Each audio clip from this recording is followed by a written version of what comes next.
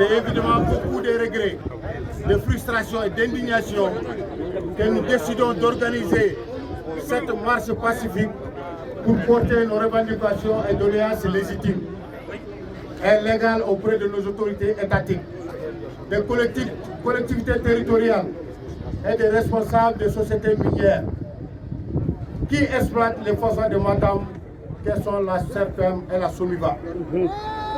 Malgré les manifestations du 30 septembre 2020 et tout ce qui s'est passé, notamment la bavure policière subie par les populations des deux communes, Amadou Houndare et Ndondori, nos autorités administratives et territoriales sont restées silencieuses. Il est à noter également qu'il semble que la SOMIVA et la SERPEM ne se sentent pas coupables des difficultés que subissent les populations de l'exploitation minière. Depuis 2009, une entreprise minière dénommée SERPEM s'est installée aux côtés des populations des communes de Amadou Houndare, Ndondori et Orkodjere. Une autre dénommée la SOMIVA s'en est suivie 2014. Ces deux sociétés avaient suscité beaucoup d'espoir auprès des populations environnantes. Une autre, l'espoir de voir l'exode vers les grandes villes diminuer. Le nombre de candidats à l'immigration clandestine allant décroissant. Le cadre de vie des populations amélioré. Le dédommagement des terres arabes occupées par les sociétés minières devenu réalité.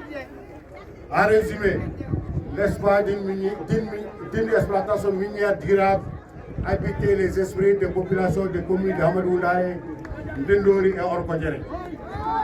Aujourd'hui, cet espoir s'est transformé en cauchemar dans la mesure où les populations souffrent de beaucoup de maux. Le bilan est effrayant. Les chiffres sont meurtriers et les statistiques assassines. Il suffit d'endosser et de se souvenir que la période de 10 ans écoulée, cette exploitation minière a augmenté la pauvreté et le chômage dans la localité. Le mal-emploi, le chômage des jeunes, les pollutions de toutes sortes, les maladies respiratoires, l'accaparement des terres dont les populations tiraient leurs moyens de subsistance sans compensation préalable, la dégradation de l'environnement et les infrastructures de base. Cette exploitation minière a mis à genoux toute la région de Matam et le département de Kanel en particulier, parce qu'elle a volé sa souveraineté financière et économique. Elle a mis à genoux le département de Kanel car elle a démantelé sa fonction publique. Elle continue à mettre à genoux nos communes. C'est parce qu'elle les oblige à brader nos ressources et à sacrifier notre jeunesse au profit des intérêts des prédateurs financiers étrangers. Ainsi aussi, nous profitons de cette ordonnance pour sensibiliser les responsables des sociétés minières, SOMIVA et SERPEM, sur les difficultés des populations impactées à vivre dans l'utopie aux côtés de la mine. L'utopie, c'est en quelque sorte ce bélier du Fouta qui vient se frotter et déchirer les flocs de la raison d'état du marché.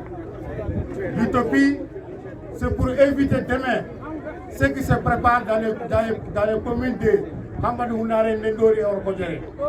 C'est-à-dire cette jeunesse ivre de pauvreté et de souffrance se transforme en boule de feu. Nous demandons aux autorités étatiques à mettre en place un chargé du développement communautaire ici de la localité pour plus de transparence, d'équité sociale et territoriale, c'est-à-dire à nous fournir des travaux à caractère d'intérêt général pour nos populations à perpétuité.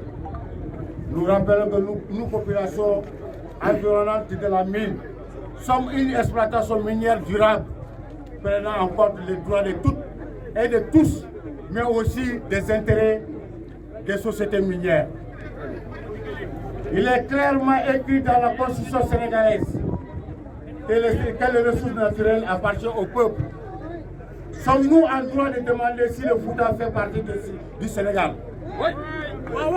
La réponse est sans équivoque. Fort de cette disposition de la Constitution, nous lançons un appel solennel au président de la République, son Excellence Macky Sall, que jusqu'au 25 mai 2021, si les populations impactées ne recourent pas leurs droits attachés à l'exploitation minière, nous allons passer à la vitesse supérieure.